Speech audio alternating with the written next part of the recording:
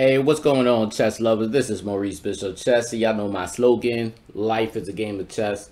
Hey guys, I want to share with y'all one of my homeboys' game. If y'all don't know who he is, his name is ChessOptics. He actually has a Twitch account, and he also has a YouTube channel as well. He's definitely active in that, and he's definitely getting his fan base is definitely growing. Definitely check him out, guys. He definitely has some very interesting games, guys. In this case, guys, I know a lot of times, guys, y'all see me play the Elshad system with just me playing it, but he actually does play the Elshad, and he does play bullet chess with it.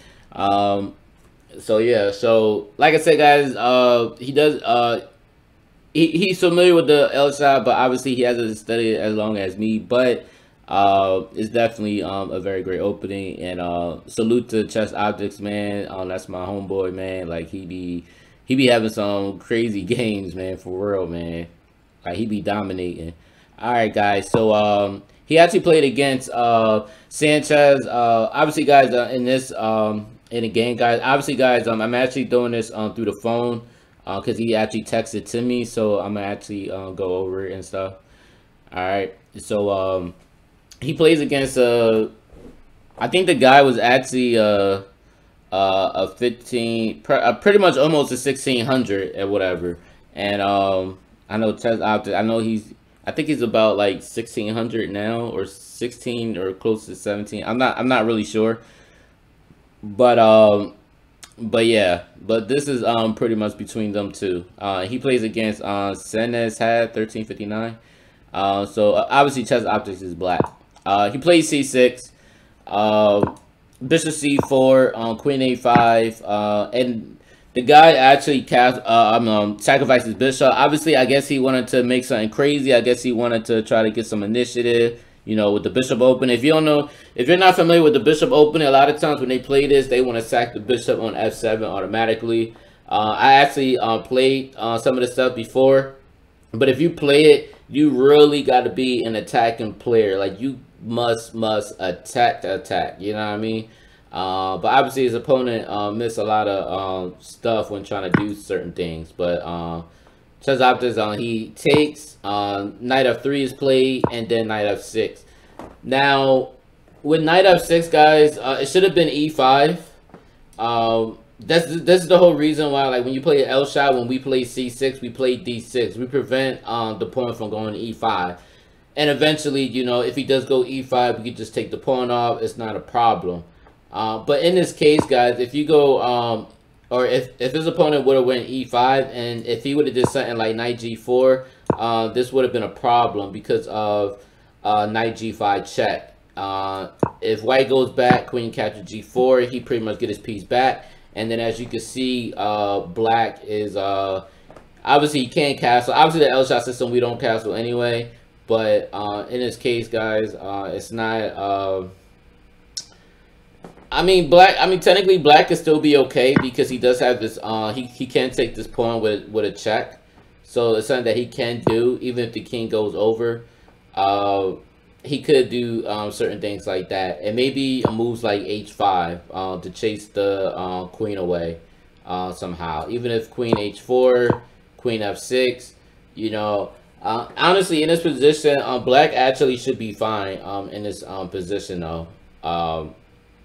As crazy as it sounds, black would really be okay in this position. I know it seems awkward, and I think black, yeah. So black got a negative. It was like a -1 point, but it still says black has a small advantage and everything. So it's still good for black. All right. So let's look back. So knight f6 on white castles. He goes a6. d3 and then g5. Again, this e5 is still playable. White could have just did e5, try to get some type of advantage, especially because you already gave up your piece. So now it's like, oh man. All right, so knight c3, and all right, so he goes d6, knight e2, and then bishop g4. Not bad, you know. Obviously, with the Elshad, we want to open up the g file. That's pretty much what he's doing. That's why he goes bishop g4. And of course, his opponent goes bishop d2, hitting the queen on a5. So then black goes queen c7. Not a bad move at all. That's actually a good move. Knight fd4, and then c5. Also, that's still a good move. I still like. I support c5. All right.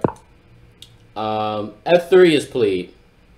My opponent, and at first I was gonna be like, I don't really like this move, but at the same time, he's actually utilizing the principles of opening the G file.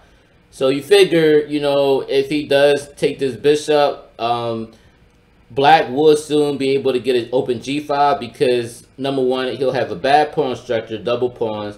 And then black will have this G file, which is also very strong. And then we'll just take the knight off anyway. So definitely, I thought it was a really, really good move, actually. Bishop h3 is a really good move. Even though, I mean, I like it. I would have still played it. But I also thought about this knight b5 and then queen d7. Obviously, white should know that he shouldn't take this bishop at all, so he probably would have to protect his knight on b5, and then of course black would have to go back to bishop e6 because obviously white is not going to take his he's not going to take the bishop unless he could win that piece back. But on the strength of, you know, of white actually regaining his piece back, because he already down a piece, so he can't just give away the piece, you know, especially with a bad pawn structure. It just looks bad on his end. All right, so in this case, white doesn't do none of that. He actually goes knight f5, and then black actually takes. Bishop captures f5, e captures f5, and then knight d7. All right, knight b to d7. F4 is played, and then he goes g4. Now I know a lot of y'all gonna be like, oh, he could have just took and opened up the g file. Correct, guys. He could have did that, but on this strength, guys.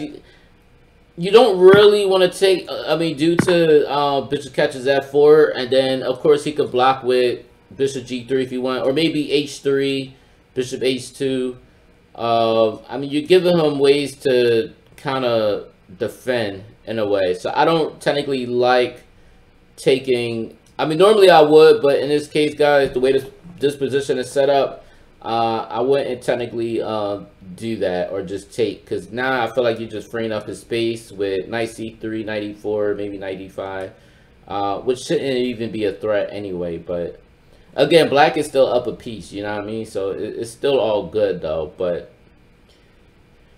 honestly, maybe G captures f4 probably would have been good anyway, just because on the strength that, I mean, again, you know, black is still up a piece and everything, so he can actually pull that off if he would have took just to get the open G file.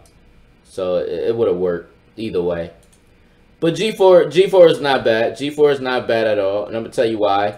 Obviously, you know, white wanted to stop the pawn promotion, but again, it does hurt when you get moves like these, h5 and h4. I think it was smart on his end to do it this way. I actually do like this a lot better than taking the pawn on f4. So I think he got this right. D4, h4, still great move. You don't even gotta take the pawn. So he takes, and he takes the pawn on the king side right away. Not a problem. All right, so knight captures g3, queen captures c5, king g2, and bishop a6. Bishop a6. Bishop a6 is I could dig bishop a6 though. I could dig it though. Bishop a6. I mean, knowing me, guys, I probably would have went rook h3, bishop g7, and then rook h8. I mean, I know that's like kind of like playing positional. But for me, I feel like because I'm already winning, you know, why rush it? You know, and the reason why I say bishop g7 because eventually you're gonna want to go bishop d4 because already you're pretty much mastered the h file. The h file is gone. Black already has the advantage because he has the h file. So that's the way I'm looking at it. All right, but bishop a6, c3, bishop catches f4, in which I mean, again, guys, they're playing bullet. You know, I get it, but in this move, I was looking at queen b3, queen b3 check, king g7, and then white could have just took the bishop on f4, in which I believe his opponent did actually wind up taking anyway, which he does. He does take it. So bishop catches f4, and then rook catches h2. This rook sacrifice doesn't work, but again, when you're playing bullet, anything goes. So anything can happen. So rook h8 check, and the reason I'm showing you this guys, because again, we have somebody that is like a 1600 who's playing bullet and playing the Elshad and still dominating people even in bullet chess, because it's so sneaky and it's just so crazy, guys. And if you know what you're doing, you know it's very fast paced. So if you're playing the Elshad in bullet, or you know any type of speed chess, you can easily catch somebody off guard. You can literally do sometimes it could be the wrong sacrifices and everything, and you'll still be able to still beat your opponent, because the Elshad is just so sneaky. It's just crazy. King g2, queen c6, and he goes rook f3. Now you're probably wondering why not king g1. He just didn't. I don't think the guy saw it. So I don't know. King g1 would have been the move to play, and you can't go rook h3 because of the knight guarding it. Even with queen c5, you got rook f2. So I mean, maybe rook h3, but I mean, you're still, I mean, you don't have no other rook because he already sacrificed the rook, so it's, you know, you can't really do that. But that would have been a move though. But because again, the Elshad, it could cause people to get deja vu, which is why his opponent went rook f3. And then and I'm pretty sure they was in time trouble at this part. I'm pretty sure they was I think they was starting to be on time trouble at this time, I think, or it was getting close to it. So, and I think the guy was just moving fast. So, but yeah, so rook f3, obviously his opponent takes, queen captures f3, and as you already know, there is a tactic. Again, y'all need to get that book, Improve My Chess Tactics. Rook h2 check, because he found the shot. It's not that he could do to protect his queen, because he has to take, which his opponent does. King captures, queen captures f3. Black wins the queen. This game is pretty much over. Black definitely has the big advantage. I'm surprised this guy was still playing. Rook f1, queen g4, great move. King g2, knight e4. The move that I saw in is when I instantly looked at this, I actually saw knight h5. Knight h5 was a complete win after this.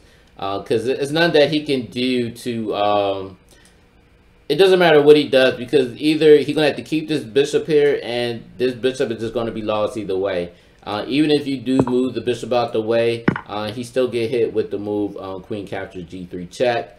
If he goes king h1, he does have this check. He can come here, and honestly, he doesn't even have to go knight g3. He could literally just go knight e5, just bring this piece closer. Like I said, this is pretty much over. Like, it's nothing that this guy could do at all. All right, so but knight h5 was the move that I've seen. All right, but yeah, knight e4. He goes rook f3, knight d2. Again, this was this is when they really under time trouble, so that's what he did. His opponent could have took, but it didn't happen. Knight e4, rook f2. He goes back, knight rook f3, and then he just take the knight off. And then of course his opponent, obviously you could tell they under time trouble, because he could have just took with the bishop, but instead he just took with the rook. So then ChessOptics actually took that back with queen captures f4. I'm sorry, guys. I think I just messed something up. Here we go.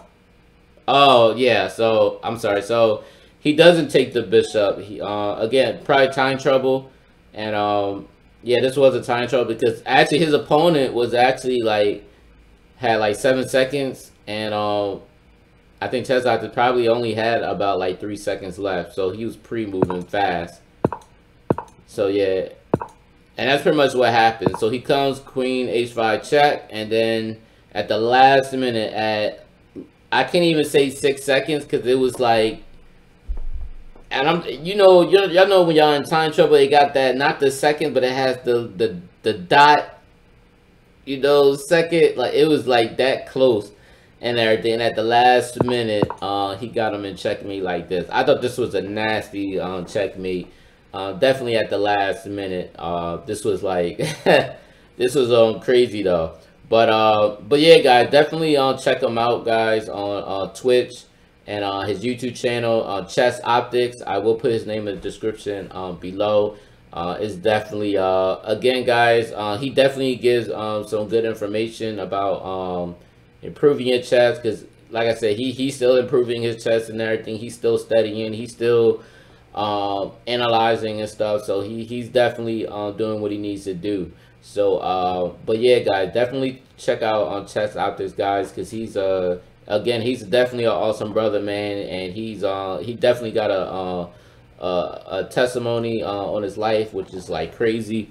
It's just, again, he's all around awesome dude. So definitely support my boy on ChessOptics, man, because he's definitely a great dude. Active chess player, man. Love the game, has a passion for it, man. Like I said, I always say that's like that's my brother, man. So definitely support him. And also, guys, if you like this video, make sure you like, share, comment. Let me know what you think. And also, guys, don't forget to hit the subscribe button. All right, guys, peace.